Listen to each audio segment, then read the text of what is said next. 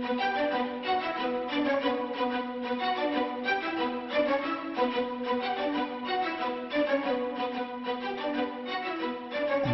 Network presents Football Time.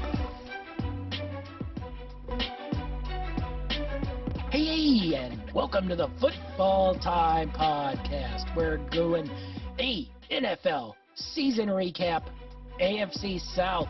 So, before we get into the AFC South with our man Achilles Rain, some big news in the NFC West that broke after we recorded our season recap show. J.J. Watt signed a quote-unquote $30 million deal with the Arizona Cardinals. A lot of money. Do you think it really helps him all that much? It's an interesting sign for me. Obviously, he's a talented player. He can still impact the game some. I don't think he's quite what he used to be before all the injuries. I still think he's a really good defensive player. My question then becomes is how is that really helping your team? Because when it comes to playing in the NFC West, we talked about the defensive pressures, trying to, build a line that can withhold that front seven from the NFC West, which is really tough, obviously, with the Rams, the Niners, and even Seattle, the way they played towards the end of last season. Their defensive front was really stout. So I probably would have thought that their first signed player would be probably on that offensive line or something, but still a good player. I just don't see how much it really helps him. Yeah, I am with the same mindset here. I think it sort of showed J.J. Watt's true colors. He talks about wanting to win, but then when you make your decision, you choose the Arizona Cardinals, which is probably going to be the fourth best team in that division. And granted, they paid him a whole lot of money. I don't know how much of that is going to be real money and how much of that is going to be fake money. But nonetheless, they gave it to him. He got his $32 million, but I think he would have been much better off going to somebody like Buffalo or Tennessee, somebody who I think has a chance to compete in the AFC for a Super Bowl, but my guess is neither of those teams were going to offer up the same kind of money that Arizona for some reason did. Yeah, to me, like I said, good for him. I'm happy for him, but I'm interested in seeing the details of that contract. I'm assuming it's probably going to be back heavy. That way they can save themselves some money in case it doesn't work out. But a lot of money, probably not the most important of positional needs. Yeah, definitely so. All right, so let's get into the AFC South. Let's start out with the Indianapolis Colts and work our way down through there. Tennessee, and then we'll go to Houston, and then Jacksonville, I believe was the order I stated, but I don't really remember quite what I told you, but I assumed the two good teams and then the two bad teams was probably some combination of that. So let's start out with the Indianapolis Colts, who went 11-5, finished second in the AFC South. They lost in the wild card playoff round to the Buffalo Bills 27-24 in really probably the best playoff game of the season. But they made some news. Philip Rivers retired, and they brought in Carson Wentz. First, before we get into that, let's get into how the season went. I thought they started out a little slow. I think we both were a little shaky on Philip Rivers, but once they sort of got that running game going with Jonathan Taylor, that defense was able to play well when they were able to control the ball, and they found their way throughout the season. Yeah, overall, I think they had a really successful season. I know that a lot of people anticipated some kind of big moves from them, and they really went to town and played well. Like you said, they started off kind of slow, and we were both a little wary about Philip Rivers and his, shall I say, consistency, turning the ball over and making some silly throws. But he really found a way to manage his game, and a lot of it had to do with the resilience of that running game. It really started to kind of shine and bloom as the season progressed. It also really helped them that they, at one point, at least had the number one defense in the league. So having a really good defense and having a solid running game helped out Philip Rivers. Who would have guessed? Yeah, and in that playoff game, he was just excellent. So it will be very interesting to see how they replace him. Colts-wise, they had a really, really good draft. A lot of good players. Jonathan Taylor being one of those guys that was just awesome. They also got Michael Pittman Jr., who looks like a receiver who will be there in the future. Julian Blackman played at safety and was really, really good. And also got some decent games out of Isaiah Rosters and Jordan Glasgow. So when you can hit on numerous picks in your rookie class, they continue to be one of the best drafting teams the last 5 years or so. So it's really impressive where this Colts team is right now. Yeah, definitely. I mean, this last season they went 4-2 in the division, so they're obviously one of the better teams in that division. And that's not saying much necessarily because two of those teams aren't really that well, weren't playing well this last season. But when it comes to the top two teams in that division itself, probably two of the better teams in the AFC as a whole. So tough division nonetheless, but they're definitely one of the powerhouses. Now the question becomes is what's to come this season because they do have a lot of unrestricted free agents. They have a few restricted free agents, but I know they also have a lot of cap room, especially with Rivers retiring and all that. Yeah, and they only eat about $25 million this year of the Carson Wentz money on that contract. So they do have some space. They can re-sign some of their guys. I don't know if they will because, like I said, they draft really well, and they are one of those teams who we talked about it in the NFC West podcast. They aren't one of those that spend and go all in. They're a little more strategic and try to build young players and build that way. And if they need to add one or two guys, they usually go that way. But they have about $50 million in estimated cap space. I think that's really going to be to sign a couple key guys on the defensive end and retain them. They made their big splash last year with DeForest Buckner, who was really, really good for them. But otherwise, probably the biggest news Indianapolis Colts-wise is the trade for Carson Wentz. They've went for it. Phillip Rivers retired. I don't know if we'd ever say this in life, but someone who's more pick happy than Phillip Rivers, they bring in Carson Wentz. What are you expecting next season from this Indianapolis Colts team? What are you expecting of Carson Wentz next season? Well, and I'm only going based off the assumption that they're going to re-sign certain players that at least contribute to the team, to some extent.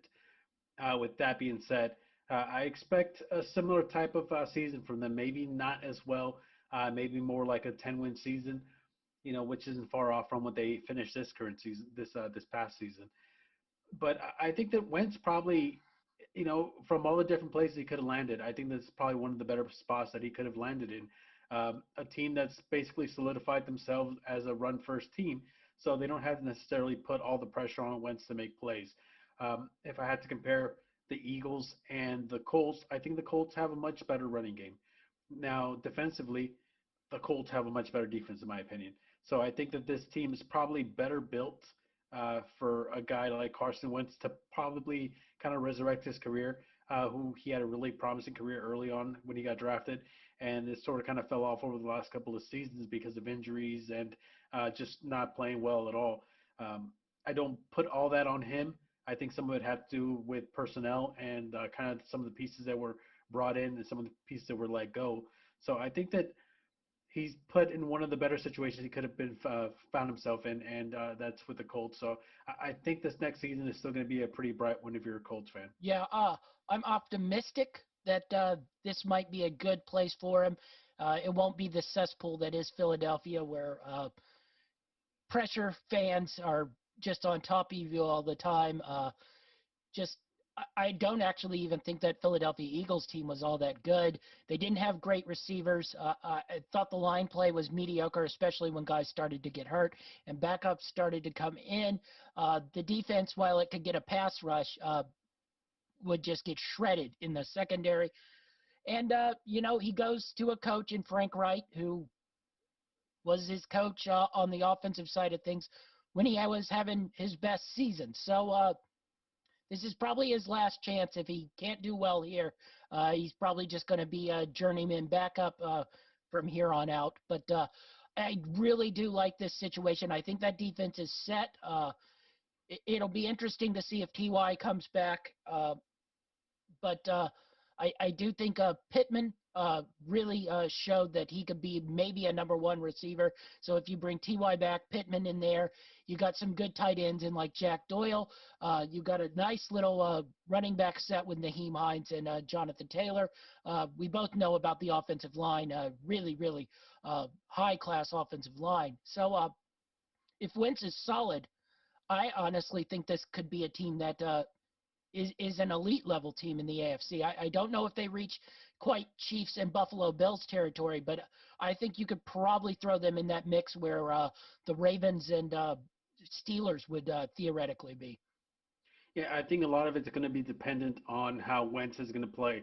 If we're going to get the Philadelphia Wentz from the last couple of seasons, then maybe you run into some trouble. But I think that if he finds a way to manage the game and limit his turnovers by really relying on that running game and that solid defense, then I think that he'll be okay. I think they'll do good.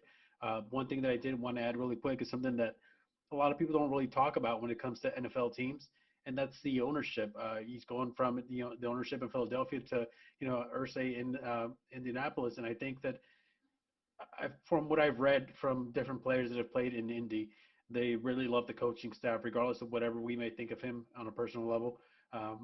His players definitely seem to take a really big liking to the owner. So there's also that probably plays into it. Yeah, that's because he's crazy and weird. So I think the football players like that. So just curious, Indianapolis Colts, successful season in 2020, or did you think they underachieved?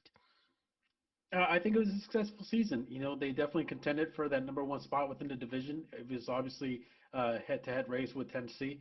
It came down to divisional record at the end, which they slightly lost to the Titans. But I still think it was successful. They went on made out to divisional, or was it the wild card? Wild card. The wild card round, and they lost a really tough game to the Bills. So it was a successful season. I'm sure that Philip Rivers would have really loved to go out on top, but overall, I think if you're a Colts fan, I think that you're pretty, happy with the results at the end of the season. Yeah, definitely. And a good outlook for the future. All right, so that's our Indianapolis Colts season recap and review.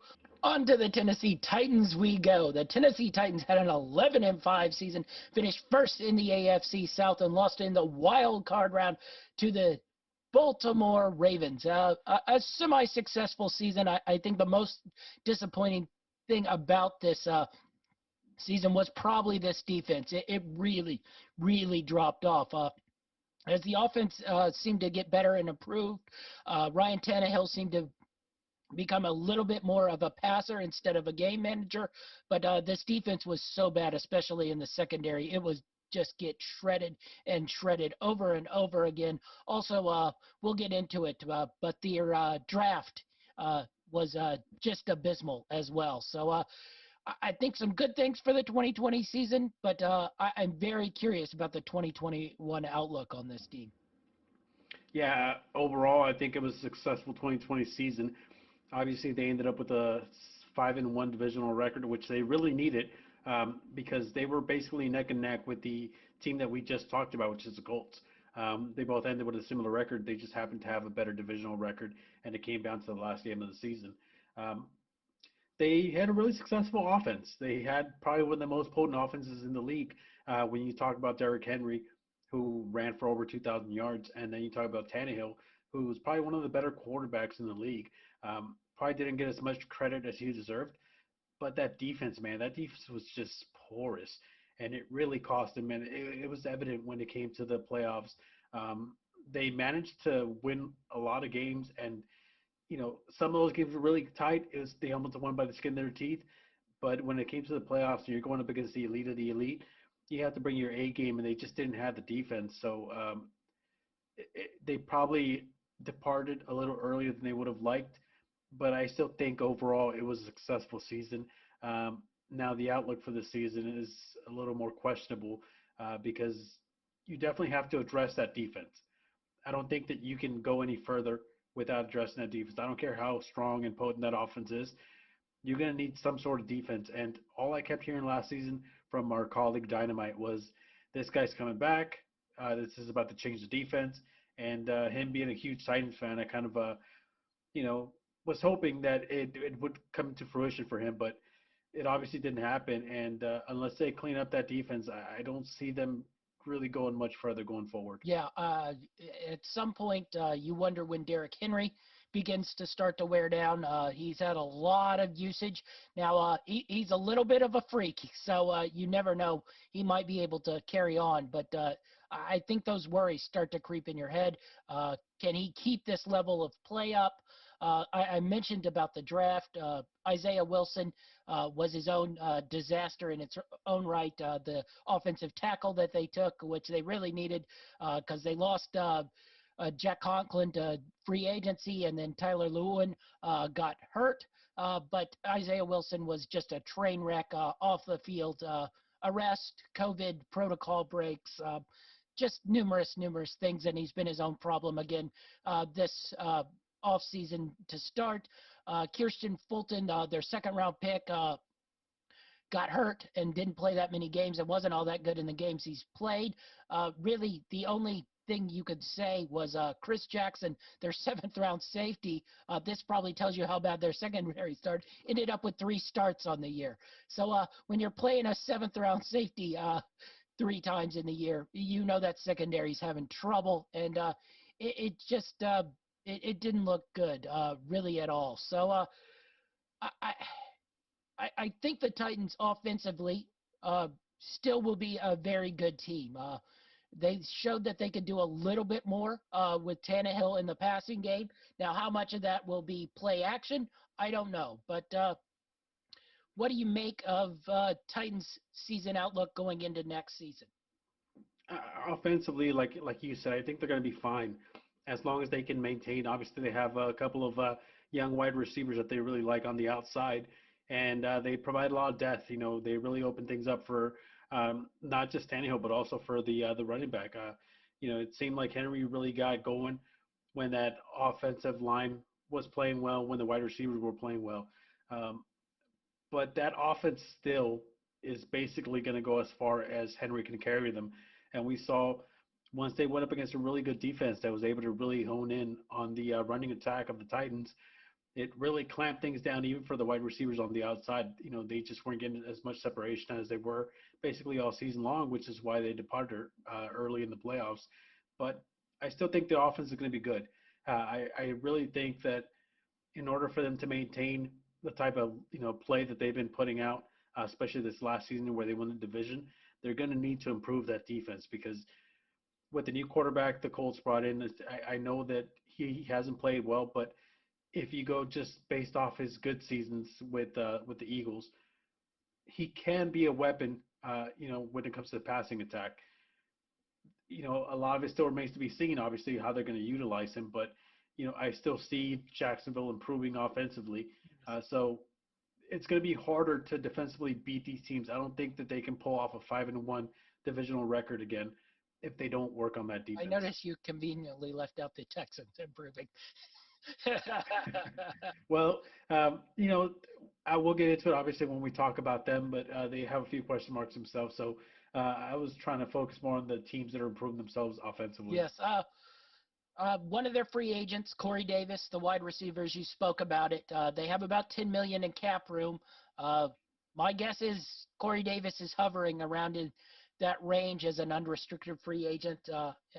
It'll be very interesting how this free agency plays out.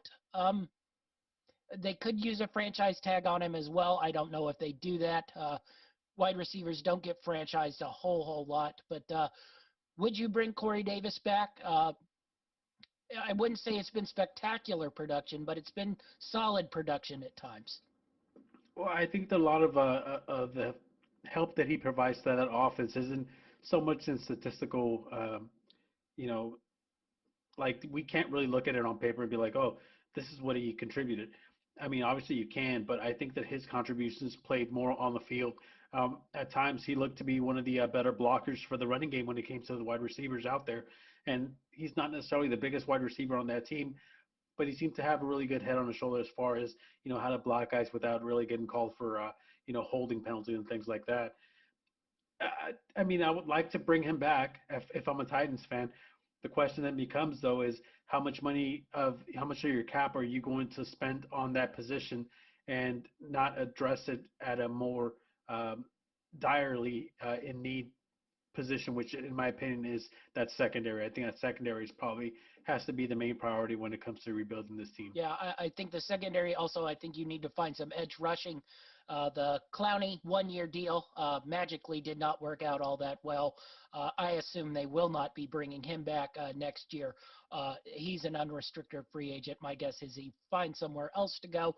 But with that little salary cap maneuver room, it'll be very interesting where they put their money and where they put their draft capital. But judging off this last draft, I don't know how much I trust them in the draft process. So overall, season-wise, did you find it a successful season? They did not make it back to the conference championship game, but they did finish first in their division and lost a tough game to the Baltimore Ravens. Yeah, I don't think you can really hold that against them. They played a really solid, season overall. You think about all the adversity they faced. They were probably one of the teams that got hit the hardest when it came to COVID during that 2020 season. Um, they also had to deal with the fact that their games were constantly being pushed around. They weren't canceled or anything, but they were definitely pushed around and definitely affected scheduling, things like that. There were situations where they didn't have certain players. And then they obviously had that huge gaping hole in that defense where they just couldn't stop anybody. And yet somehow they still ended up with an 11-5 record. I think that speaks pretty highly of that offense and the team in general as a whole. The fact that they were able to face such adversity and still manage to win the division. Uh, but it is getting a little scary because you're going to get closer to that point where guys are going to want to start getting paid on that offense. And once that happens, you have very little cap room as it is. Um, you're going to have to make some tough decisions, but they definitely do need to improve that defense. I just can't say it enough.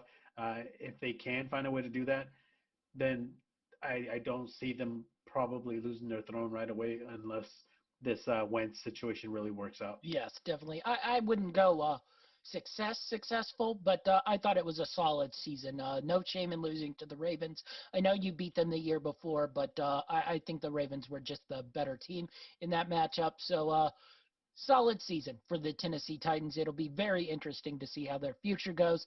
Now we're going to go to the train wreck that is the Houston Texans, and we're going to talk about a train wreck. 4-12 on the season, and I don't even think that begins to describe how the season went. They started it off by trading DeAndre Hopkins. Then they fired Bill O'Brien, justifiably slow, but he probably should have been fired 2 years ago before he ran this thing totally into the ground. And right now we are looking it run totally into the ground. I don't know how much of a season recap we can give. This team was just really bad. Bad on offense, bad on defense, bad in coaching. Deshaun Watson was good, was about the only thing I can say. Yeah, I mean, they had a little bit of success on the offensive side of the ball. I think the big downfall was definitely on the defensive side of the ball. Now with the departure of J.J. Watt, Yeah, now which in you my just paid the quote-unquote best player on defense. So that should probably sum something up. yeah, I don't know. To me, in my opinion, J.J. Watt was the face of that franchise, so I think it's a huge blow to lose a guy like that. Obviously, throughout the offseason, we've heard the rumors about them losing their quarterback, and I think if that happens, then this team is on a complete rebuild because you look at this team from a couple years ago and it's almost unrecognizable. A lot of things have changed on this team. The one consistent thing there was always J.J. Watt. Now with him gone, and then the possibility of losing your star quarterback, I think that this team is definitely trending downwards. It says a lot when we're talking about the third place team in this division, yet we're calling it a train wreck. If you had to make me choose which team in the bottom half of this division has a better outlook going forward, I would have to go with Jacksonville. Um, and that kind of tells you everything you need to know about where the Texans' season ended and where it's probably going to begin during the uh, off season. Yeah. We'll get into Deshaun Watson's future here in a second, but you can even look at their draft. They didn't have many draft picks thanks to Bill O'Brien. They don't have many draft picks this year as well thanks to Bill O'Brien. And the draft picks they made were not good. Ross Babcock, second-round pick, played 15 games but only started one. They really drafted 5 players, got 5 total starts out of all 5 players. That you just can't fill a roster that shows just how poor their depth is. I mean, Will Fuller had a pretty solid season, but there's just really nothing to build off of, and I think that probably more so than anything is why Deshaun Watson wants to leave. I mean, you can see this. They have no draft capital this year, and now they're eating Deshaun Watson's salary for the next couple of years, which begins to hamper them on the cap wise of things. They did get off J.J. Watt's salary, so I mean that does help a little bit. But essentially you just wasted Deshaun Watson's rookie deal, which cost them nothing to build a championship level team. And now you're getting Deshaun Watson's heavy deal. You have no draft assets to get cheap people, and you have going to have no free agent money to bring people in if anybody even wants to go there. Yeah, I mean, we've definitely seen a trend in the NFL over the last few seasons where the way you really build a solid contender is you obviously have your key players, which are going to take up most of your cap room. Then you have a lot of young, uh, unproven guys that are the main contributors that are not eating as much salary. And these are your Watson situation where you basically had him for a really cheap deal, and now it's time to pay the guy. And what have you done with him? Like you said, it was a complete waste. We saw the Seahawks really take advantage of that type of scenario when they had Russell Wilson and they weren't having to pay him much. They built a Super Bowl caliber defense with that money. What did Houston do? They traded away all their picks. They didn't build anything, and they completely wasted away the potential to really be competitive. I know the division is really tough with those other 2 teams, the Titans and the Colts, but I don't think anybody really anticipated them having this poor of a season during the preseason. I think people had really high hopes, especially on the offensive side of the ball. It just didn't really seem to happen for them, and I don't see them really getting out of this rut anytime soon. I think this is probably going to be a very gray and dark couple seasons for the Texans and their fans. Yeah, they have about $8 million in cap space right now, and that's not counting Deshaun Watson still on his rookie deal. That huge deal that he signed, over the offseason kicks in next year, so they get off Watt's money next year, and then Deshaun Watson's money's in there. And speaking of weapons on offense, Will Fuller happens to be a free agent. So, I just don't even know what to say about this franchise. I mean, it is so dead and bleak that you even have to start entertaining offers for Deshaun Watson, because really the only way to put this back on track is to regain all the draft capital.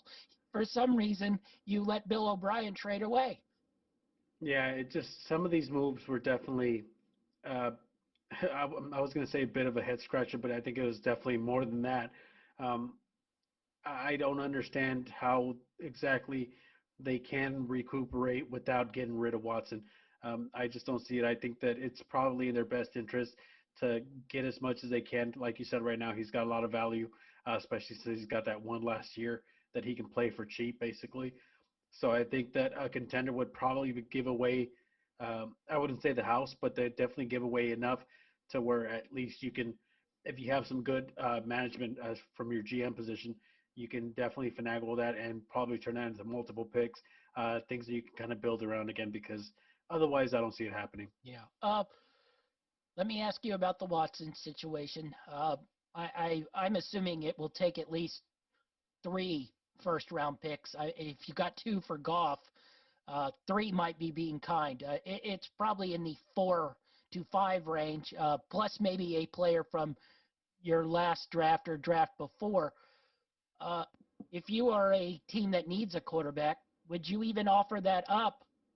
I mean, essentially, if you give that up, you're bringing Watson back into the situation that he's already in. And if you're the Texans, do you risk trading a quarterback who you know is going to be one of the best quarterbacks in the league for the next 10 years? Now, I will start off by saying this, okay? I take offense to that golf comment, okay? He led his team to the Super That Bowl. is correct. So he at least has that you can kind of like, hey, listen, he didn't win the Super Bowl, but we got a guy who took his team to the Super Bowl. You know, he was probably one of the better statistical offensive quarterbacks that season. Watson's good, and his ceiling is really high. Now, I don't know if he can be much better because we haven't.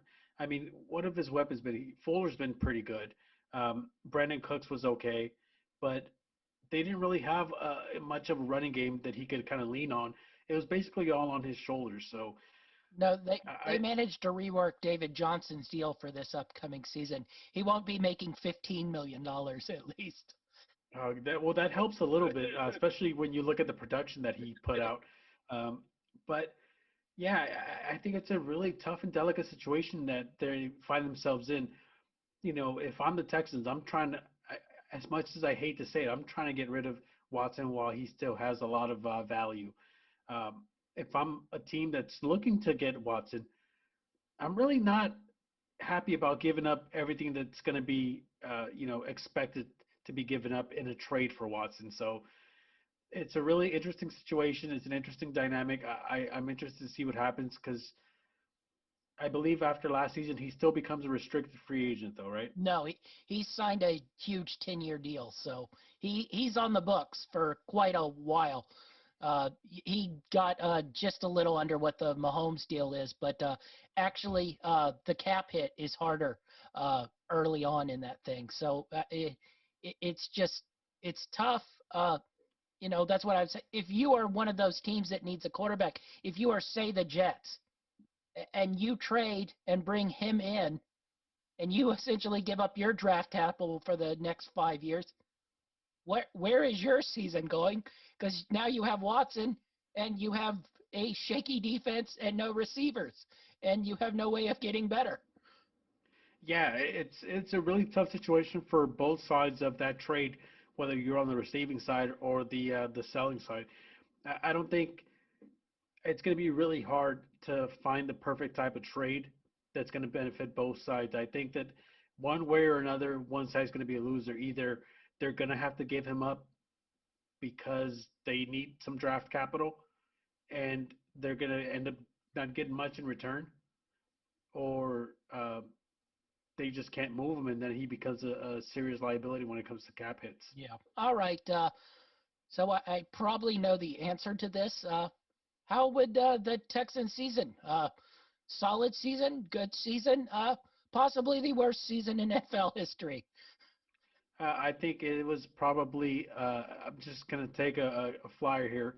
I'm going to say it was a bad season. I don't have much to back it up except for the record, the score, the team outlook, the team statistics, and overall performance. But I think it was a bad season, and it says a lot that we're criticizing this team as much as we are, being the fact that they weren't even last in their division. Yeah. All right. We'll get off the Texans and the train wreck that is them, and maybe a solid future in Jacksonville. Interesting outlook. We'll go to the Jacksonville Jaguars next. And it was a failure of a season, but yet a success of a season. 1-15 on the year, 4th in the AFC South. It was an awful season, but they came into the season trying to tank and get that number 1 spot. And your friends, the New York Jets, decided to go cover 0 about 5 times in a row until they got a Hail Mary hit on them. And ended up, Jacksonville moves into that number 1 slot, gets Trevor Lawrence, brings in Urban Meyer.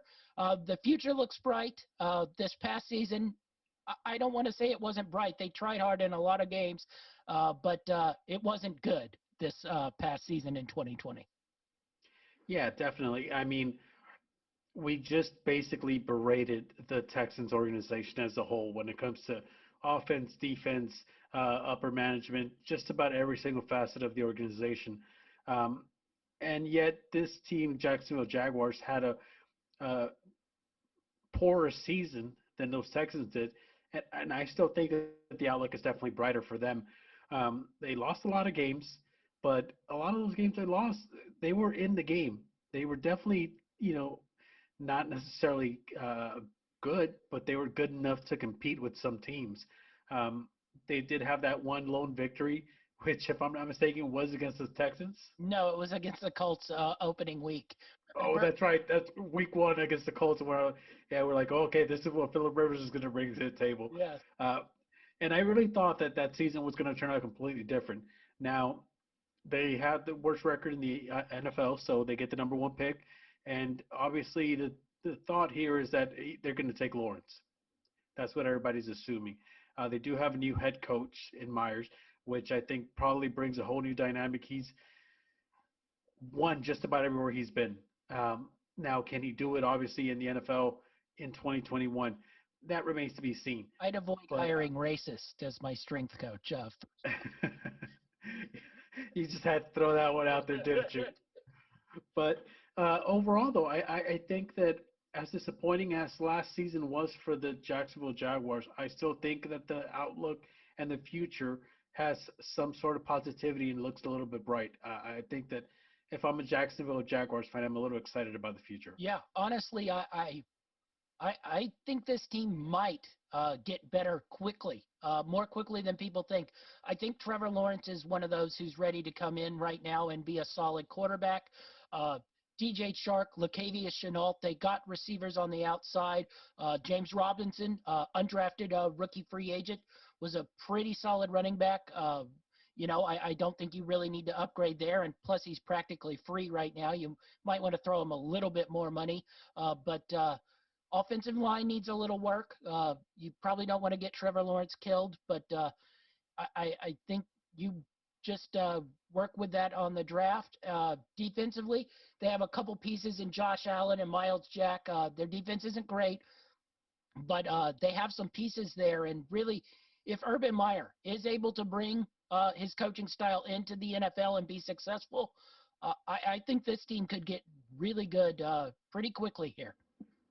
Yeah, I think so too. It's just really unfortunate for them. They play in a division that's pretty much kind of handcuffed to both of those two teams at the top, which is the Colts and the Titans. But I definitely see a lot of room for improvement here, and I think that they have the means. They're setting up the foundation to build something special here. If Lawrence turns out to be the type of quarterback that we all think he can be, obviously you have the head coach, which has a proven record as a winner. And I think if they take their time with this, I think they could build a really solid contender, in the near future. Obviously, how much of an improvement can they make from 1-15 record? Anything you improve on is going to be considered a big improvement. So I think that the arrow's definitely trending upwards with them, and I'm excited to see what they have coming up. Yeah, I wouldn't be totally stunned if they won 6 to 8 games next season. Really, I could see that sort of jump. The other thing is they have cap space, and I mean cap space. They have $85 million in cap space, and they could free up a little more. So in an off season when I think some of the teams might get a little skimpy and cheap, I don't They know can if go out and spend. yeah, they can spend. They can throw money at people, and they could start to build a little bit more on that defense. They could start to build a little more on that offensive line. They get Lawrence in there. There's no telling where this goes. I think the biggest question mark is Urban Meyer. Can he translate to the NFL? Yeah, and that's exactly where I'm at with you. I think that he's going to be probably the biggest question mark. But if I'm a free agent and I'm looking at the amount of money they have to spend, I'm looking at the new coach, I'm looking at the possibility of bringing in the attractive first round pick. I kind of like. I mean, even the wide receiver core, they seem to be solid. Yeah. They're formidable. Now, if you put in a good quarterback there, with a good system, I think that they can only get better. I don't see them getting any worse. Like I said, they were competitive at least in some of the games. They didn't win, but they fought and And that was with a lame duck head coach in there as well. yeah. So I think that the new head coach definitely brings a new dynamic to this team. Um, they still do have to find their identity, but if I'm a free agent, I'm looking at all these new things, and I'm like, you know what? Maybe playing in Jacksonville is not such a bad thing. Yeah, if they could move down to Miami, and it might be a lot better. But Well, listen, when you're making that kind of money, I don't think that Jacksonville to Miami is too far of a trip. So yeah, I guess so. All right, that's the Jacksonville Jaguars. Season overall, I'd say a successful failure because they came into the season not trying to win, and they hit exactly what they wanted. They got the quarterback they're going to want, and they got the coach they wanted, and they have unlimited salary cap space. So it wasn't a great season, but it was a successful season for them because the outlook on them is pretty promising. yeah, I know that what you were just trying to do there was trying to bring in a diet analogy. And yes, they dieted all season long to get to this point. Now they have a lot of calories that they can intake, They and made that's what weight they're going and to try to they're do. rehydrating on Saturday afternoon. But yeah, I definitely think that it was a very successful, unsuccessful season, like you said. They probably wanted to win a few more games, but I think that ended up with the number one overall pick, especially in this year's draft. They'll take it. Yeah. All right. That's our season uh, outlook, season recap, not our outlook. The outlook will come in probably August sometime. I hear Achilles is already preparing. Uh, Yeah. our season recap for the AFC South, I think we'll move to the NFC East next. That should be exciting. All teams bad. So we'll move NFC East next in our next episode on the Football Time podcast. Achilles, where can we find you? As always, you can find me on Twitter at TD Achilles. You can find me on Facebook as Achilles Rain. You can find us on greenlightnetwork.org, Greenlight Network on Facebook and YouTube. I'm GLN Champ 5 on Twitter and Instagram. That's our show, and we're out.